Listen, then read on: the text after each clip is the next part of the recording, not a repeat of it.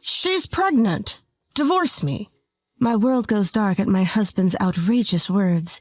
He hands me divorce papers and a meager settlement, then coldly kicks me out.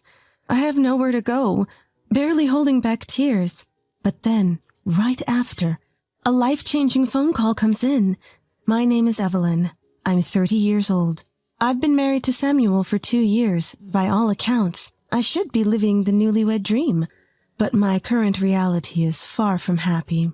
It all started when Samuel brought up the idea of living with his parents before we got married. Hey, Evelyn, how about we live with my parents? We've never talked about that before.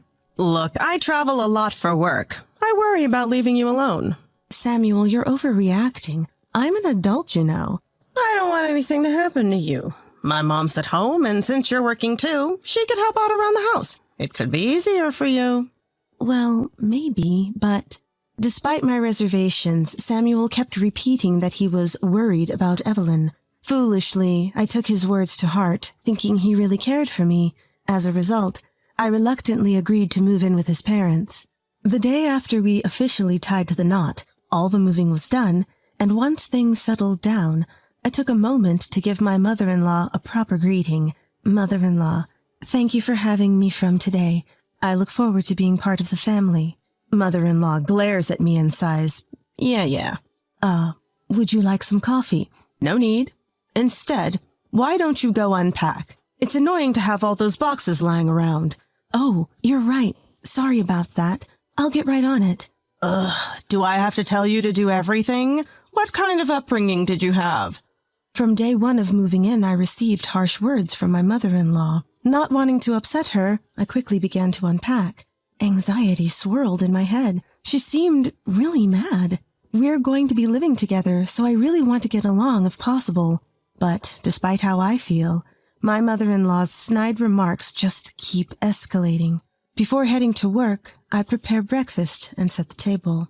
Since my husband and father-in-law leave the house early, I inevitably end up eating with mother-in-law. She takes a bite of the pancake and shouts, "What is this? Evelyn, what on earth is wrong with these pancakes?"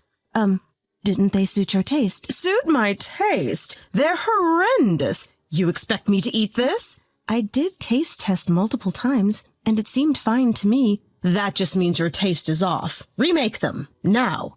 Her unreasonable demands often made me nearly late for work. Living with her was pushing me to my limits. One day, as I was checking my phone between chores, mother-in-law began berating me in front of my husband. "Evelyn, what are you doing?" Mother-in-law, I just finished hanging laundry, so I was taking a break. A break, you say? Who do you think you are? I'm sorry, but I finished all the household chores. Don't talk back. Wives don't have the luxury of breaks. Find something to do and keep working. Got it? But... No buts. If you get it, go clean the staircase, you failure of a wife. Failure of a wife? I was just taking a short break. Why does she have to go this far? That was the moment it clicked with me, and I decided to talk to my husband that night. Samuel, you saw mother-in-law scolding me today, right? Huh? Was something going on? You were in the living room. She called me a failure of a wife just because I took a little break. My husband sighed deeply and opened his mouth. Look, if my mom said that, you must have really messed up. It means you're falling short, Evelyn. What are you saying, Samuel? I'm also disappointed in you. What? I thought you'd be a better wife, but as my mom said, you lack awareness. Be more responsible. What? Lack awareness as a wife? What does that even mean? I'm doing all the housework, even though the premise of moving in was that mother-in-law would help out. I also have a job. Why do I have to endure this much? From that day on, my husband turned a blind eye. No matter how much mother-in-law bad-mouthed me or even threw things at me, he ignored it. He was already often away on business trips and started spending even less time at home. Thoughts of divorce popped into my head daily, but I had a reason to hang on. It was because of my father-in-law. He was the only one who stood by me. Mother-in-law usually didn't harass me in front of father-in-law, but sometimes our paths did cross. Evelyn, is the front entrance clean yet? Yes, right away. After that, you have to weed the garden. I told you just yesterday. I'm sorry. It started raining yesterday. You're just slow. That's the issue. Useless. You neglect housework because you're always working. I'm sorry. Just as I apologized, my father-in-law's voice rang out. What's going on here? You. What have you been saying to Evelyn? Well, she's slow, so, you're having her do all this for you, and then you talk to her like that? But she really is slow. The garden is still full of weeds, and even the food doesn't taste good, and there's not enough of it. Weren't you the one who never touched the garden before we all moved in? And don't you always bring home ready-made meals? If you're going to complain, at least be able to do it yourself. Fine. Whatever. Whenever my father-in-law confronts her with these truths, my mother-in-law retreats to her room. Each time he apologizes to me sincerely. Evelyn, I'm really sorry about my wife's behavior. No, it's okay. Thank you, father-in-law. If anything else happens, let me know. Don't hesitate. Yes, thank you. My father-in-law, who has a strong sense of justice, always stands up for me and scolds mother-in-law. Whenever he's not around, the harassment from her continues. But I've been able to manage, thanks to him. I lost my parents at a young age, so I have no one to turn to, even if I get divorced now. For someone like me, the presence of my father-in-law has been monumental. Then, one day, while at work, I got a call from my mother-in-law. This is odd. Why is she calling me at work? Picking up the phone, I was shocked to hear the news. Your father-in-law has collapsed. Come to the hospital immediately. What? Father-in-law? How? The details don't matter. Your husband Samuel is on a business trip, so you have to come. Yes, understood. I'm on my way. Since my husband had left on a week-long business trip 2 days ago, I had no choice but to go. I explained the situation to my boss and rushed to the hospital. As soon as I arrived, we heard the doctor's explanation. The situation is unclear. He might not regain consciousness. He was fine this morning. We've done what we can. It's up to him now. What? A tense silence followed. Breaking that silence was my mother-in-law. Doctor, are you saying my husband is at risk? That it's just a matter of time before he passes? Whoa, hold on, mother-in-law. What are you talking about? Well, there's a lot to consider, like funeral arrangements and inheritance. We need to plan ahead, don't we? But why bring it up now? Father-in-law is fighting for his life. The doctor's already said there's not much hope. I wonder how much inheritance he's leaving. Mother-in-law! Even after we got home, all my mother-in-law talked about was the inheritance. She'd look at me with this smug grin and say, "You won't be getting a dime." Despite visiting the hospital daily, father-in-law's condition showed no signs of improving. My mother-in-law wouldn't even visit him, and my husband was MIA. All I could do was pray for father-in-law to wake up.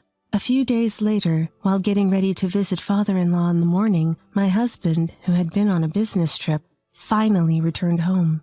"Samuel, why didn't you reply to my emails?" I stopped mid-sentence, because there was a strange woman standing behind him. I had a bad feeling and hesitantly asked, "Samuel, who's this woman?"